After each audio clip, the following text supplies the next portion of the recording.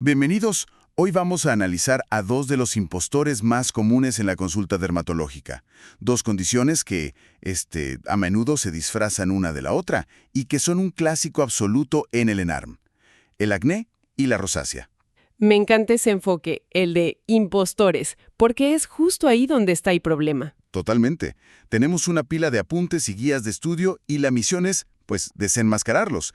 Queremos construir ese kit de herramientas mental para que al final nadie vuelva a confundirlos. Exacto, porque ambas pueden cursar con pápulas y pústulas, los famosos granitos, y ahí es donde empieza toda la confusión. Pero como veremos, si rascas un poquito la superficie, son mundos completamente distintos. O sea, el origen, el paciente, todo cambia. Todo.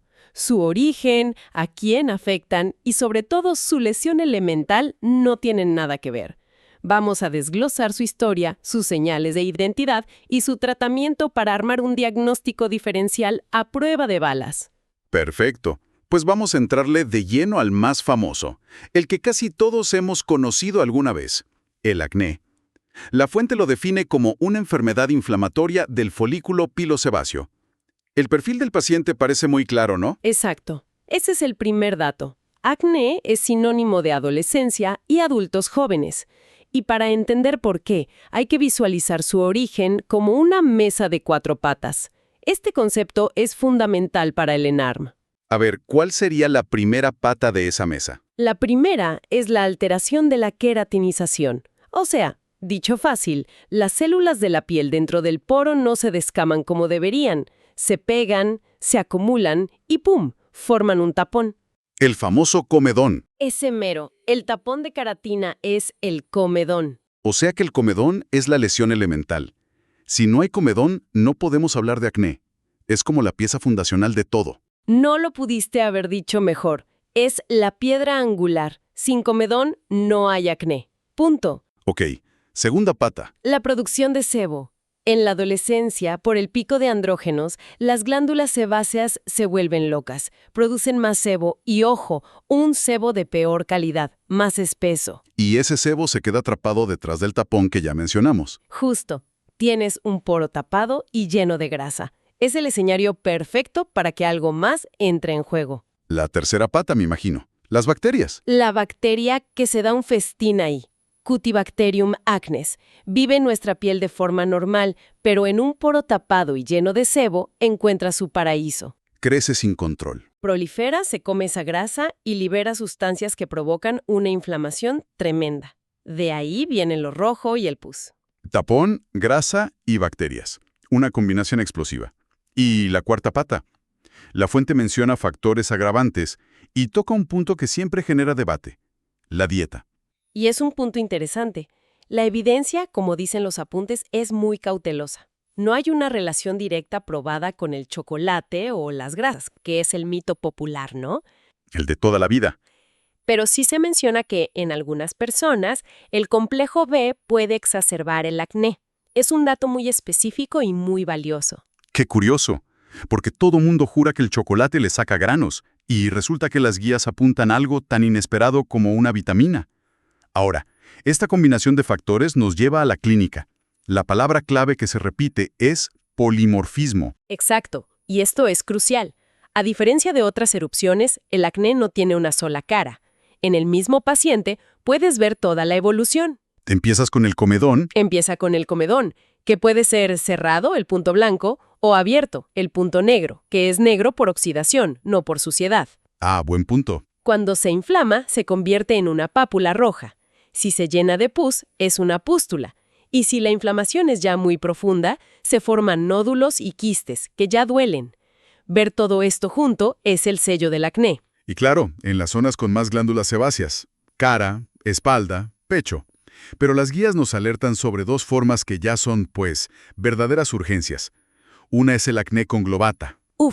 El acné conglobata ya son palabras mayores. Aquí no hablamos de pústulas chiquitas. Hablamos de nódulos y quistes enormes, súper inflamados, que se conectan por debajo de la piel. Forman como túneles. Fístulas, exacto. Drenan pus y dejan cicatrices muy, muy severas. Es una forma muy destructiva. Y luego está el acné fulminans. El puro nombre ya asusta. Espera, ¿fulminans? Eso suena que no es solo un problema de la piel. Totalmente.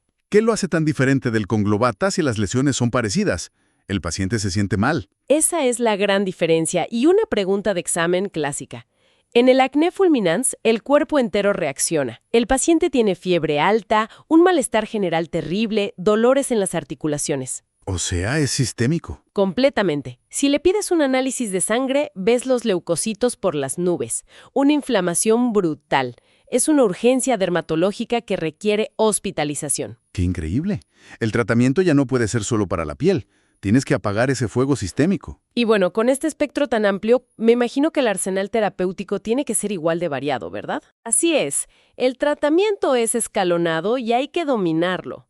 Para un acné leve, donde solo hay comedones y algunas pápulas, todo se maneja tópico. Con cremas. Exacto. Las armas principales son los retinoides tópicos como la tretinoína o el adapaleno. Son los reyes para destapar el poro. Se combina con peróxido de benzoilo que además de exfoliar, controla la bacteria. ¿Y si eso no es suficiente? Para un acné moderado, con pústulas y ya algunos nódulos. Ahí la cremita se queda corta. Necesitamos pasar a la artillería oral. La primera línea suelen ser los antibióticos sistémicos. Doxiciclina, minoxiclina. Esos meros. Y no solo matan la bacteria, tienen un efecto antiinflamatorio muy potente. Un punto clave para recordar. Son fotosensibilizantes. O sea, el paciente debe usar protector solar sí o sí. Sí o sí, o se quema con mucha facilidad. Y en mujeres, la fuente menciona otra vía de ataque, la hormonal. Correcto. Si hay signos de hiperandrogenismo, los antiandrógenos son una opción excelente. Se suele usar acetato de ciproterona con estrógenos, que básicamente corta de raíz el estímulo hormonal sobre la glándula sebácea. Y llegamos al final de la escalera. Para esas formas graves, el conglobata o el fulminans, entra en escena el fármaco más potente y famoso. La isotretinoína oral. Claro. Es el único fármaco que ataca las 4 patas de la mesa a la vez.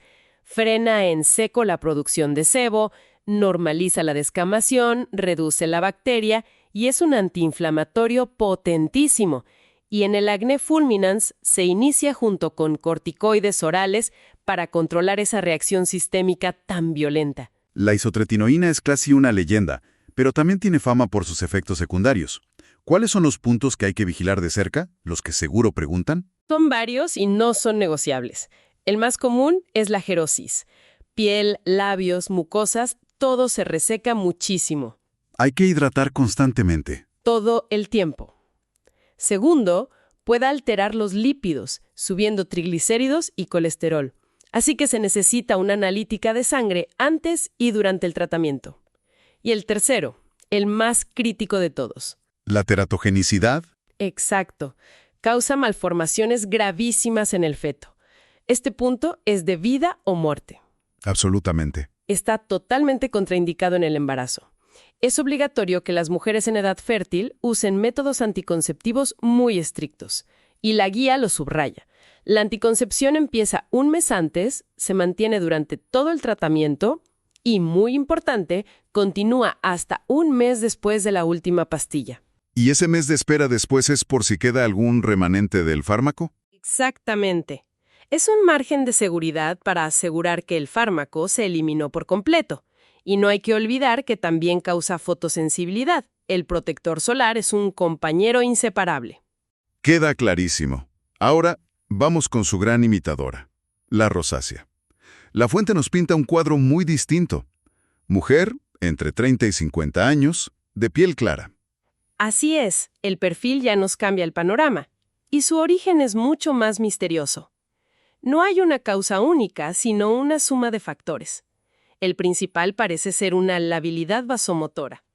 O sea que sus vasos sanguíneos reaccionan de más.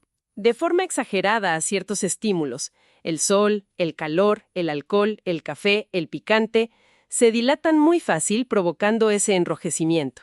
Y también se habla de un ácaro, el Demodex. Sí, el Demodex folliculorum, que en estas personas parece proliferar más y causar inflamación. Y claro, hay una predisposición genética. O sea que aquí el problema no es un poro tapado, sino unos vasos sanguíneos hipersensibles. Esto ya me hace pensar que lo que veremos en la piel tiene que ser distinto, ¿no? Totalmente. La historia clínica es el primer grito. El paciente te cuenta que tiene episodios de flushing, ese enrojecimiento súbito en la cara. Que va y viene. Al principio sí. Con el tiempo, ese rojo se vuelve permanente y sobre ese fondo aparecen telangiectasias, las venitas rotas. Pero no solo es eso, hay subtipos. A ver, eso es interesante. Del acné vimos formas de gravedad, pero aquí son subtipos. Se clasifica en 4. La eritematotelangiectásica, que es solo rojo y venitas, luego la papulopustulosa, y esta es la gran impostora, porque aquí sí aparecen granitos que se confunden con el acné. Ahí está el problema. Ahí está.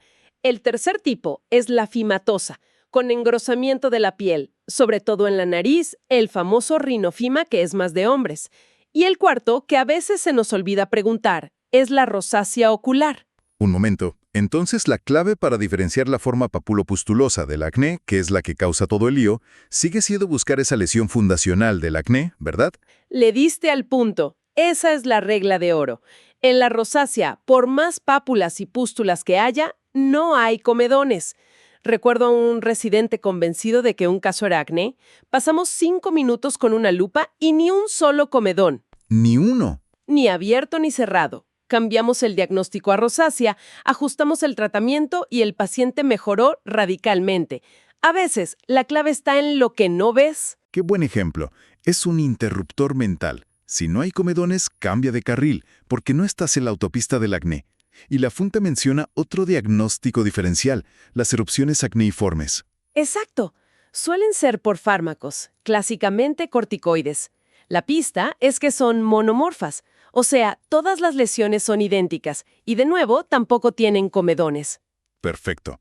Entonces, si ya desenmascaramos a la rosácea, ¿cómo la tratamos? El primer paso es no farmacológico, educar al paciente. Tiene que identificar y evitar sus desencadenantes, y el protector solar de amplio espectro es fundamental. ¿Y los medicamentos? En casos leves, usamos tratamientos tópicos como el metronidazol o el ácido aceleico, que bajan la inflamación. ¿Y si el cuadro es más florido, con muchas pústulas? Ahí volvemos a encontrarnos con la doxiciclina o la minoxiclina orales. Pero aquí las usamos a dosis más bajas y por más tiempo. El objetivo es desinflamar esa piel reactiva. ¿Y la isotretinoína? ¿Tiene algún papel aquí? Sí, pero es un papel de reparto. En casos graves y resistentes se puede usar. Pero la gran diferencia es que se utiliza a dosis muy bajas, mucho más bajas que en el acné. Entendido.